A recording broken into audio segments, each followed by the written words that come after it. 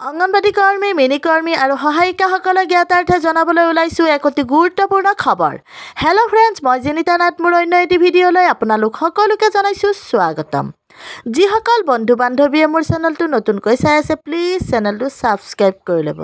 অসম ৰাজ্যিক অঙ্গনবাড়ী কৰ্মী আৰু সহায়িকা সন্থাৰ যোৱা 10 মে তাৰিখে এখন বিশেষ বিষয়ববীয়া সভা অনুষ্ঠিত কৰা হয়।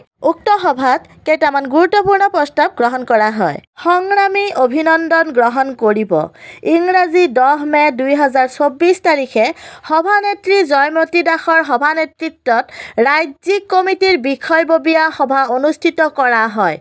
উক্ত সভাত বীণা বৈশ্য, ললিতা কলিতা, জয়মতী ডেকা, অঞ্জলি চৌধুৰী, ৰুণু দাস, জানকী দেৱী, মণিকা দত্ত, জুনু চেতিয়া, জ্যোৎস্না গয়াৰী, কল্পনা দেৱী উপস্থিত আছিল।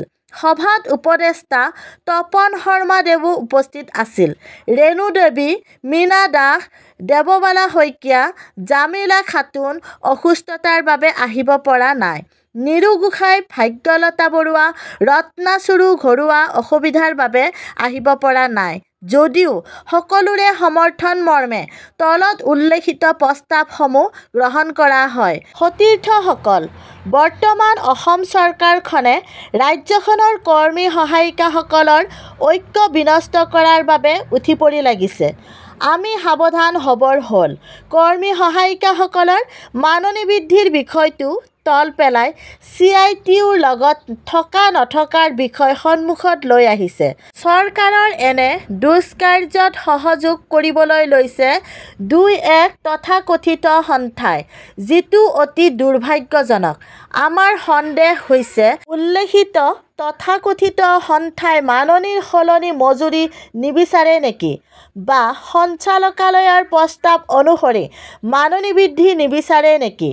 সকলো বিষয় বিবেচনা কৰি আজি 10 মেৰ বিষয়ববীয়া সভাই তলত উল্লেখ কৰা প্ৰস্তাৱসমূহ গ্ৰহণ কৰে। উক্ত প্ৰস্তাৱসমূহ কাৰ্যকাৰী কৰাৰ বাবে প্ৰেৰণ কৰা হ'ল। 1 নম্বৰ, অসহযোগ আন্দোলন অব্যাহত থাকিব।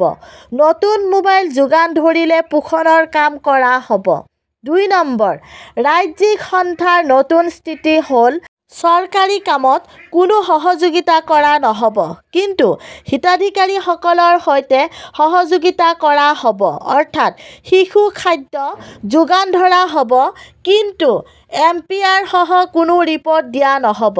3 নম্বৰ, কেন্দ্ৰ খোলা ৰাখি সোমবাৰ আৰু শুক্ৰবাৰ প্ৰকল্পত হ'বলগীয়া কাৰ্যসূচী সকলো প্ৰকল্পই পালন কৰিব লাগিব। ফেচবুকত ফটো আপলোড কৰিবলৈ অনুৰোধ জনোৱা হ'ল।